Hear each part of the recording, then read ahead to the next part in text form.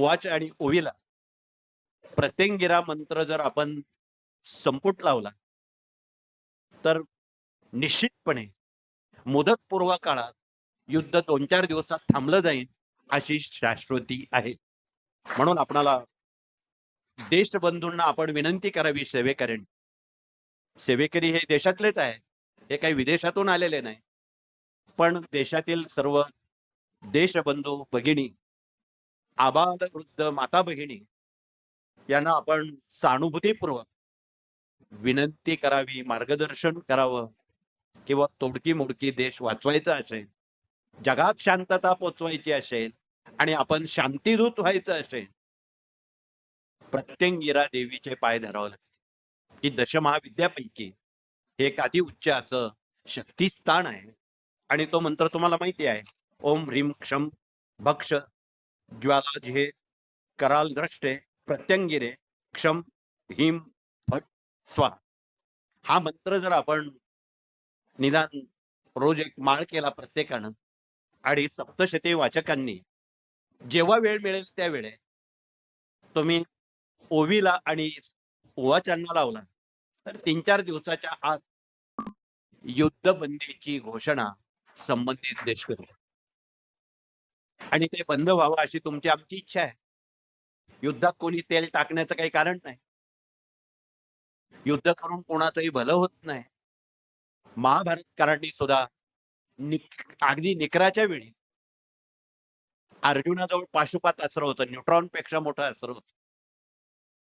अश्वत्थाम्याजवळ नारायण अस्त्र होतं आणि ही 2 अस्त्र एवढी प्रलयकारी होती की पृथ्वी समुद्रात बुडून गेली असती. मानवी जीवन संपुष्टात आलं असतं एवढं सामर्थ्य त्या 2 अस्त्रांमध्ये होतं. खरं तर शिवानं हे पाशुपात अस्त्र अर्जुनाला प्रसंग अवधान राखून सोडण्यासाठी सांगितलं आणि परत कसं घ्यायचं ते पण त्याला माहित होतं. परंतु अश्वत्थाम्याला मिळालेलं नारायण अस्त्र ते फक्त त्याला सोडायची माहिती होती, परत घ्यायची माहिती.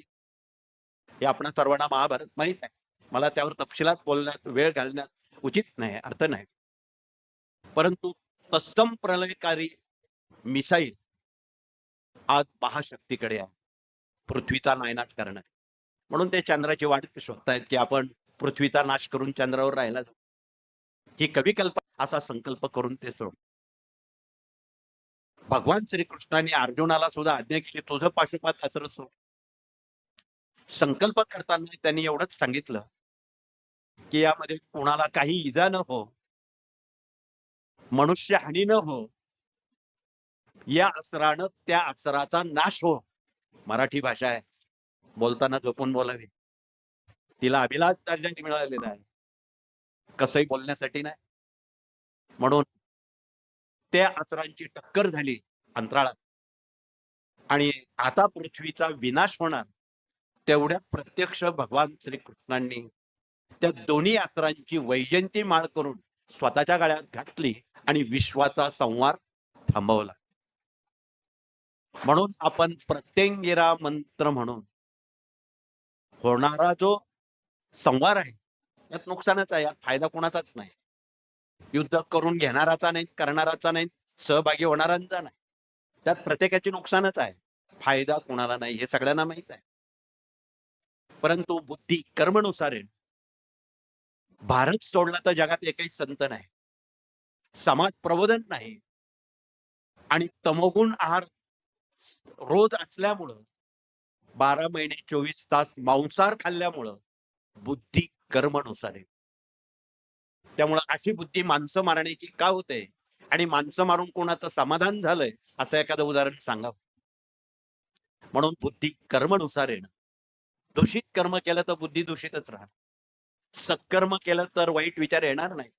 ही शिकवण या मार्गाची आहे. म्हणून भारतात आणि जगात असणारे सर्व सेवेकरी हे मुळातच शाकाहारी आणि निर्व्यसनी आहे. म्हणून आई भगवती त्यांना साथ देते. आपण 99ला ज्यावेळी प्रत्यंगिरा पाठ केले, दुसऱ्या दिवशी पाकिस्तानने हात जोडले, माघार घेतली आणि विजयश्रीनं भारताच्या गळ्यात माळ घातले. हे आपण विसरू शकणार नाही. आज 27 वर्ष होत आलेले आहे. परंतु 27 वर्षात आपण प्रत्यंगिरा देवीला विसरलो होतो. हे विसरून चालणार नाही. पुन्हा तिची याद आली, ती आपल्याला रागवेल, बाबा 27 वर्षानं तुम्ही आमच्याकडे आलात. आपण जर भेटलो तर त्यात रस नसतो. हे रोजच आहे. या भूमिकेतून आपण त्वरा करून युद्ध बंद होवे पावेतो आपले पाठ चालू ठेवा. आमच्या जिल्हा प्रतिनिधींनी सांगितलं 2-4 दिवस, 2-4 दिवस, 2-4 दिवस नको, पुढे चालू ठेवा ना.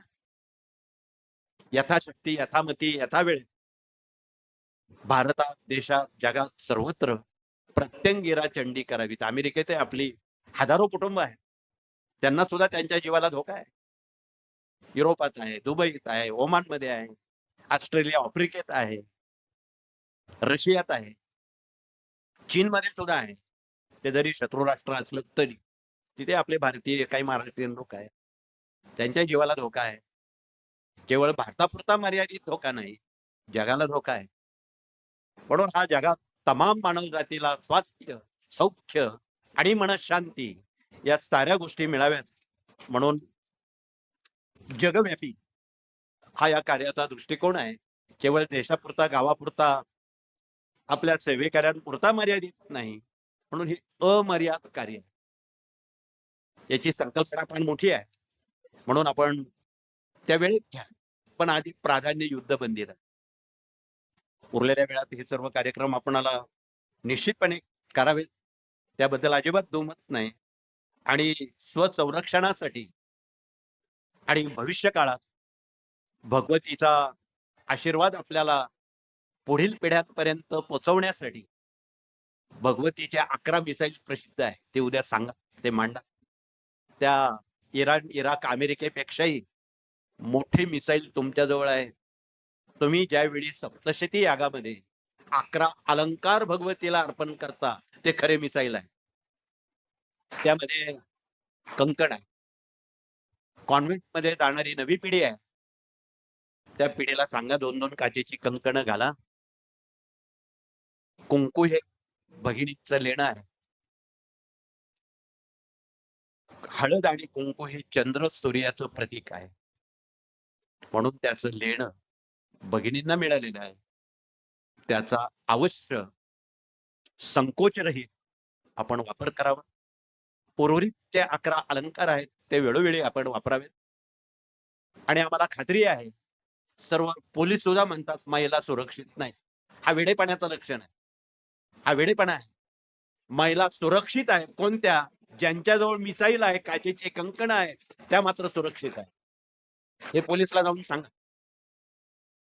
म्हणून आमचं कळकळीचं सांगणं आहे, यात वेद, विज्ञान, बाकी सगळ्या गोष्टी दूर ठेवा, परंतु आपलं कुटुंबशास्त्र आणि संरक्षण हे ज्या मिसाईलमुळे होतं, त्या मिसाईलची जोपासना, त्याचं विज्ञानातून महत्व नव्या पिढ्यांना सायन्स मधून सांगा. आम्ही गेले 40 वर्ष सांगत आलो की कंकण का घालायची.